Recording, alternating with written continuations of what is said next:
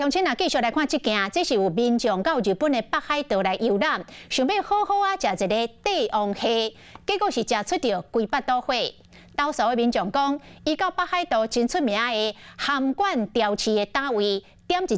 4公斤外活跳跳的帝王蟹，想要现场来料理。无意中，目睭尾去扫着头家，为柜台内底掠一只帝王蟹放落水底。伊感觉无对同，就摕购买的时阵所翕的相片来比对，果然发现芳上岛的帝王蟹，甲伊所买迄只无共只。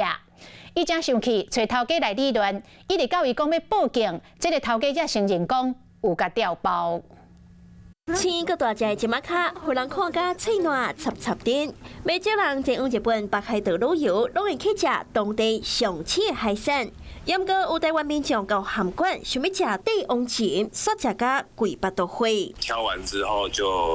我们就去旁边逛，可是在我们还没走远的时候，有瞄到他好像放了一只帝王蟹回去了他的水箱里，水箱里面是5只，我挑了1只，应该是剩4只。控诉店家恶意偷换柜，岛上的民众点的都是这只比手更较大骨力杯的帝王鲫，讲价超好是6万日本钱，算落来是现代票大概是13600多块。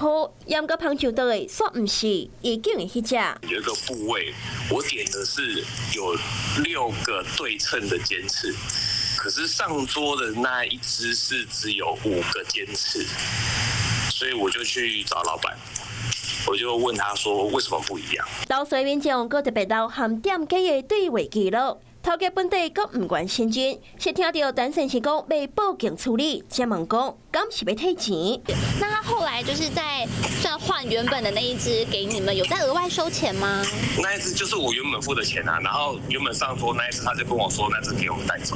海鲜会遇到被调包的状况哦，各国其实都时有所闻。那除了选择有信用的商家之外呢，那最不会有争议就是单独购买好鱼货之后呢，再专门找代客料理的餐厅，请他代为处理。那只要另外单纯付加工的费用，那买到的新鲜也是银货两讫，不会有调包的问题。来看岛上民众去的迄间餐厅网络的评论，其实看出来讲，有不少民众伫同一景点拢遇到类似偷换柜状况。提醒民众，无论是出国，也是伫台湾境外海产，想要店家现场处理，建议会当翕相留存比对，或者是做记号，才袂开钱，搁吃亏。